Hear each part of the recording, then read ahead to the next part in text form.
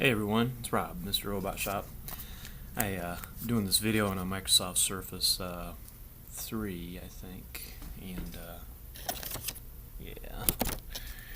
So I thought I'd check out the video quality, see how it goes. I've been kind of wanting to talk about some things, get off my chest a little bit about kind of related topics. This Paris Climate Agreement thing that Trump pulled us out of, supposedly. Conservancies, and Agenda 21. And again, as I state in my other videos, usually I do these on the fly, so if they're not totally coherent, don't get all goofy about that. Just kind of understand the message, what I'm trying to get across, try to put it together yourself, or look up the topics yourself and make your own ideas from what you find on your own research. So what kind of started me wanting to do this video is actually one of my neighbors. We live up on top of a mountain in North Carolina, and her son had come in and cut down some trees that were along her borderline, but unfortunately he didn't really look close enough, or didn't do a survey beforehand. Excuse me. So he cut down, I don't know how many trees, maybe 5, 10, 15, it wasn't crazy, but it was, enough that somebody noticed it. But the trees on the other side of the borderline were in a conservancy that's, I believe, out of Asheville, North Carolina. And when they found out, of course, they got really upset about everything, and they threatened to take her to court. They want, right now, as far as I know, they want her to pay like $8,000, for the trees that were cut.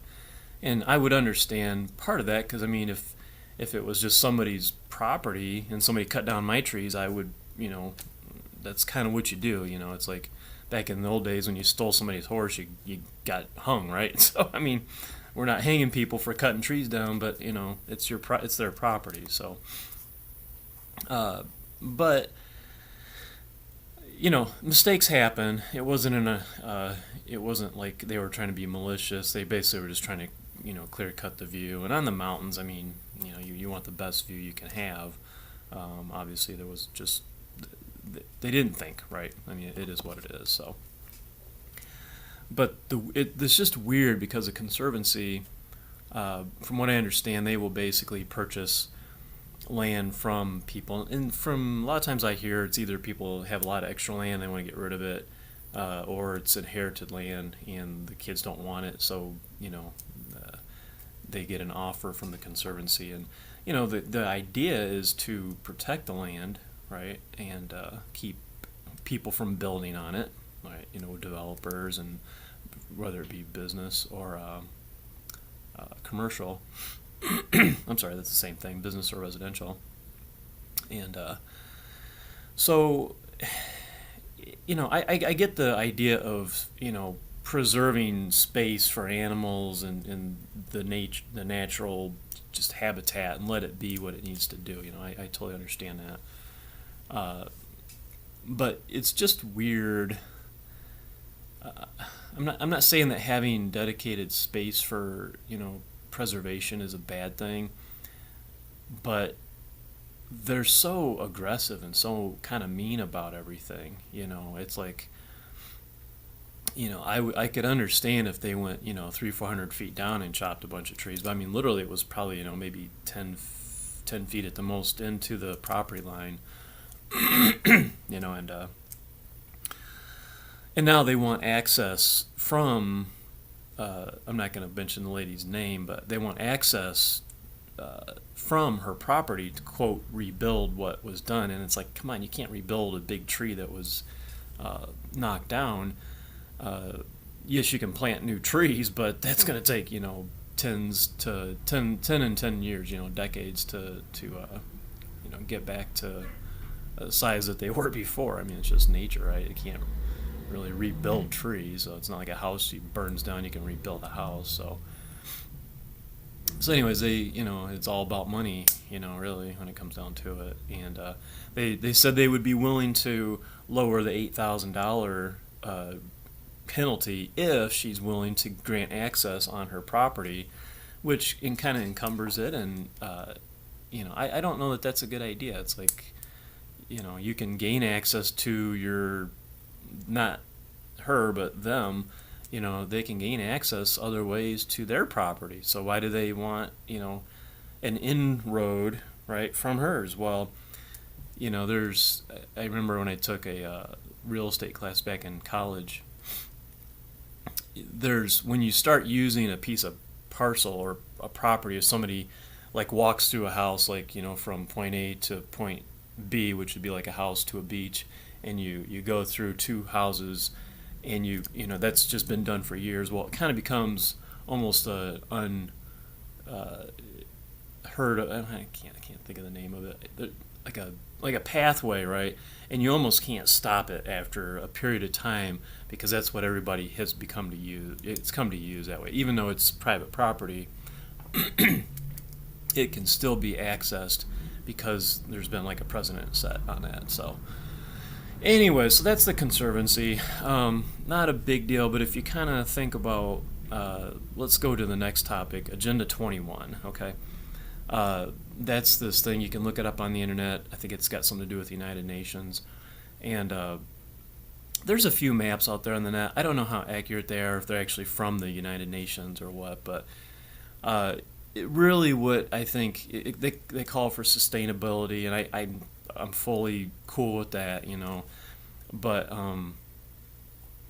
I really think that there's more kind of on the back end here that's happening, especially in our country. I mean, I can't speak for other countries, but sustainability, what does that mean? Well, I'm a person that does believe in peak oil, right? I think that at some point, I mean, just like with a water well, right? You can keep pulling water out of a well, but at some point, the well generally will dry up. Now, with a water well, you can have water go back down in through rain and blah, blah, blah. So it can be replenished. But with oil wells, I think you can only dig so many places and get oil. I mean, I think that's why you've got the tar sands up in Canada. I think that's why we're doing these, fracking things in the United States now. My gut tells me that at some point, if you burn the oil and the whatever it is, at some point you just burn it off, right? It's not like water that can be replenished. I mean, if you drink water, you pee it, and it's going to go, it can be recycled, right? But you can't do that with oil. Once you burn it, I mean, it's gone, right? So I do believe in peak oil. So given that, let's assume that peak oil is a legitimate thing. Now, I'm not saying that, the powers that be aren't sitting on a lot more oil somewhere. They're not telling us about it. But what I'm saying is that I think if we continue to use something that you burn, right, it's not like a tree that you can go out and replant and get another tree in another 10 years. If we believe the story about dinosaur bones and bodies and trees back, millions of years ago that got compressed, and that's what made the oil. I don't know where the oil came from.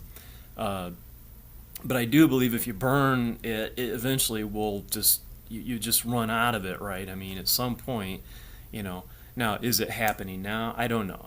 I'm sure we're being lied to about that. But anyways, so if peak oil is in fact true, then if you think about this kind of ties into the Agenda 21, well, and this kind of ties into the economy, and it kind of ties into small towns dying and stuff like that.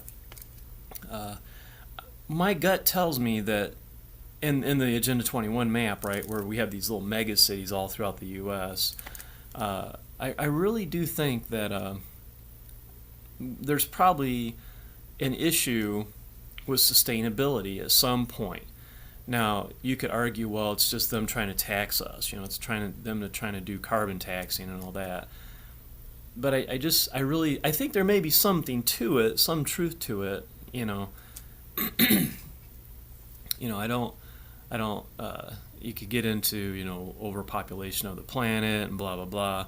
I'm not going to go there because that's a different topic. But on the Agenda 21 thing, I guess all you have to do is look. Here's my thought, right? you've got companies like Walmart. They go into a small town. They basically build their big building. In the small town, all the downtown stuff essentially dies. The mom and pop shops, right? They all die off. And then Walmart's left standing, right? But now you're seeing Walmart's closing stores, right? So that really hurts the small towns to a point where, they get decimated because the mom and pop shops are already closed. Walmart's now closing. So what's left? Not very much. And on the other, I don't like using this word dovetail, but that kind of works with it here.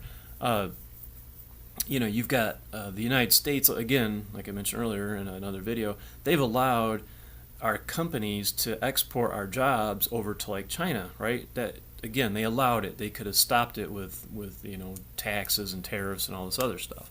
But they allowed it to happen. So now you take a city that may have had an industry, right? Steel, coal, whatever, car, auto, anything, right? So you take that city, you essentially take the jobs and you get rid of them. They're out the door, right? And you take the mom and pop businesses that were successful and destroy them with Walmart. They're gone, right? Now Walmart's gone. So what's left? There's a bunch of people that basically have to work at Hardee's or these fast food jobs. Again, minimum wage type stuff, poor paying jobs. And at some point, that system is not sustainable, right? And if you think about this, I mean, a road that goes down, I back when I lived in Michigan, I wanted my driveway repaved, right?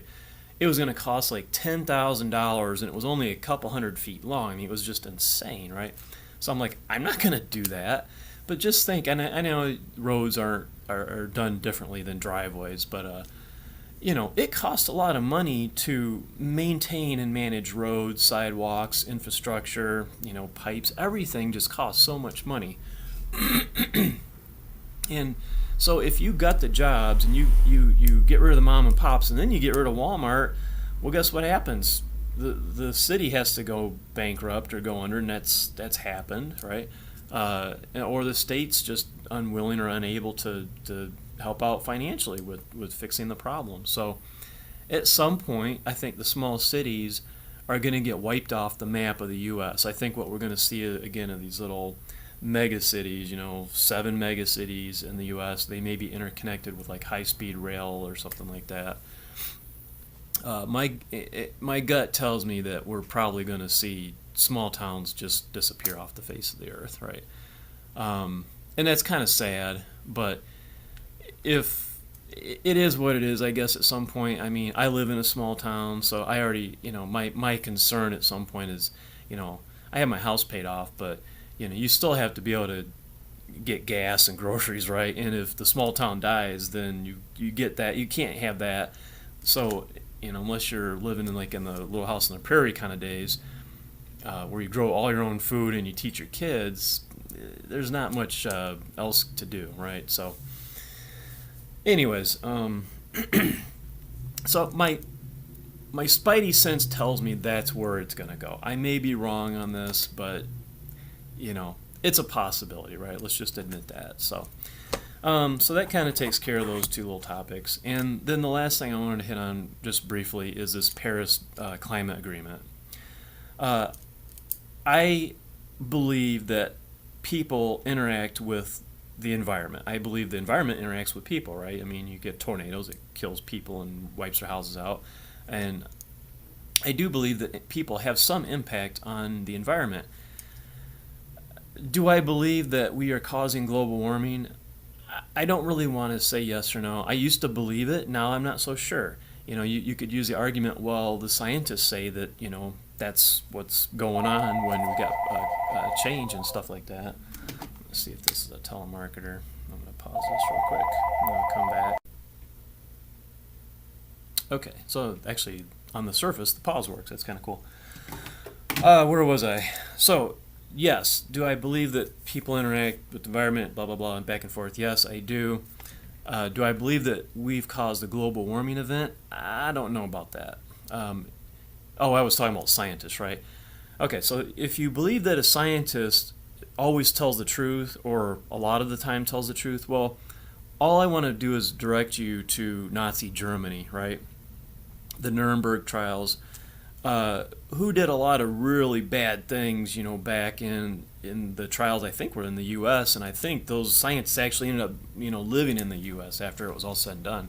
I don't think they got in trouble for the most part, maybe a few, but supposedly they did a lot of experimentation on the Jewish people, right? Well, are you going to sit there and say, well, those scientists were right? I mean, come on now, scientists. Just because you're a scientist, or authority figure, doesn't mean that you're right. Okay, when I fix computers, I'm more of an authority figure than most other people because I've been doing it for 30 years. But it's my solution for a customer when they walk in the door.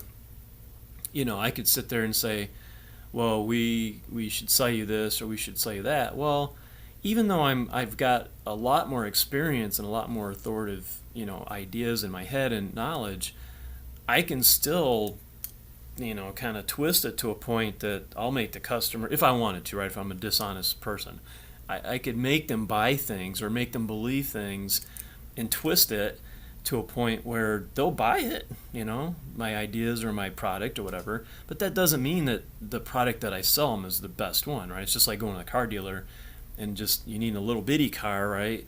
But then they end up buying the Cadillac, right? You go, I want a Ford Fiesta, and I would go buy a Cadillac. Well, it's the salesperson sold you something, right? Anyway, so what I'm saying is scientists are not always right. So get that out of your head, right? They can be persuaded, right, by the government and agendas and stuff like that. So where was I going with this? The climate agreement. So anyways, and here's what I'm thinking. My thought process, right? If we were told that there was an ice age at one point, right? Well, from what we were told during the ice age, humans weren't driving around in cars and, having millions of cows farting and stuff like that. So what happened during the ice age? Were we causing that, or was it just the sun and the Earth's position and just nature? I kind of believe, unless aliens were actually inhabited the planet at one point and they caused something weird, I mean, it sounds a little out there, but who knows, right?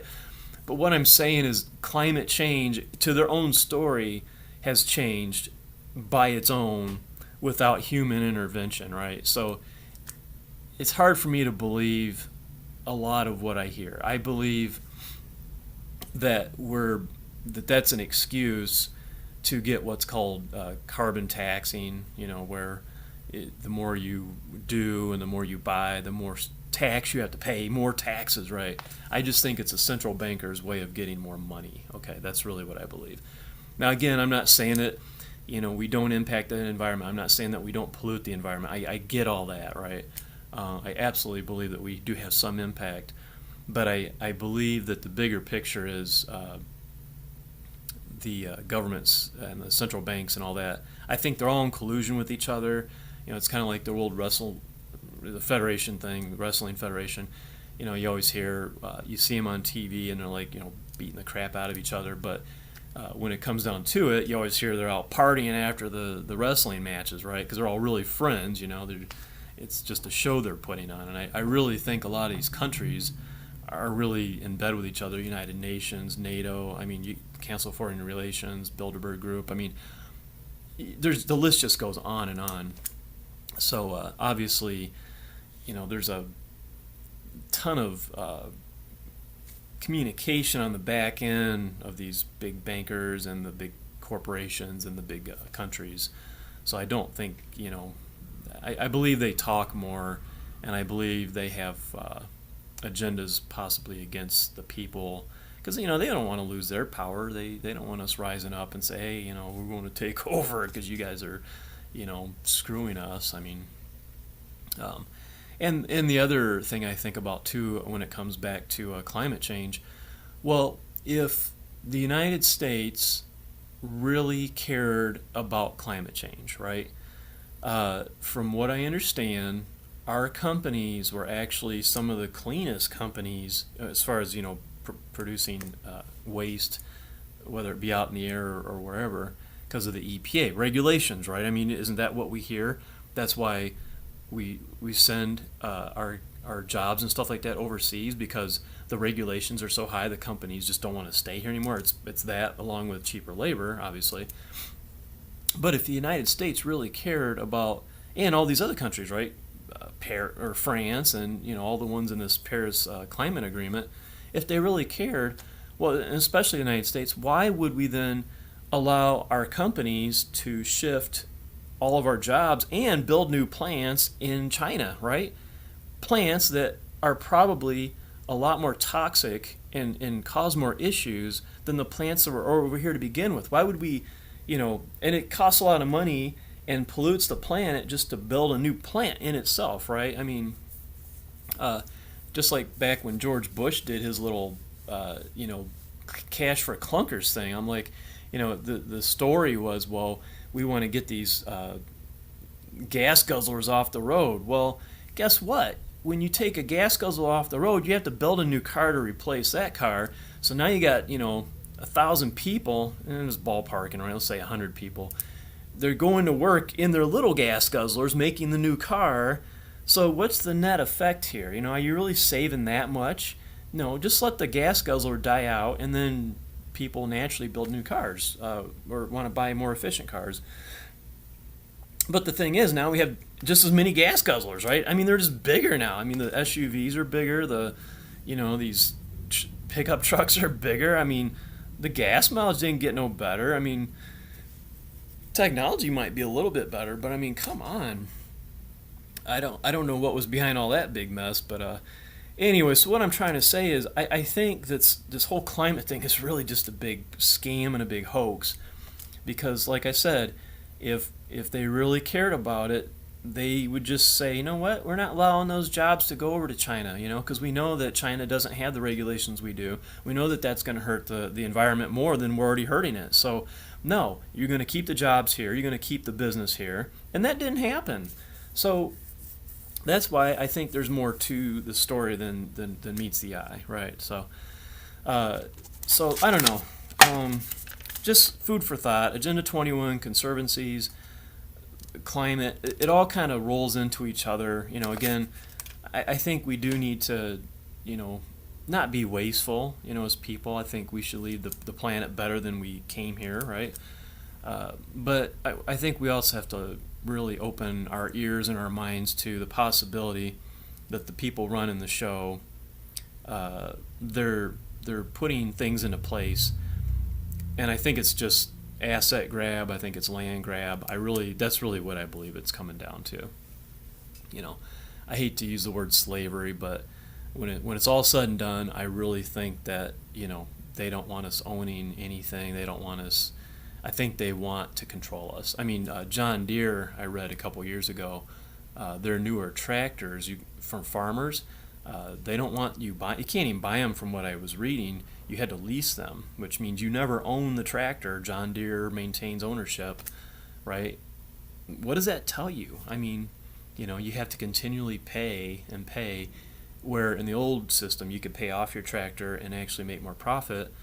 But if John Deere says, you can never buy our tractors, you always have to lease them, well, guess what? John Deere's will make a lot more money, right? Just like these online web-based services like Microsoft Office, if you never own the software, you're going to keep paying for it, and they know that, and I think that's why they're doing a lot of this stuff. They just want more.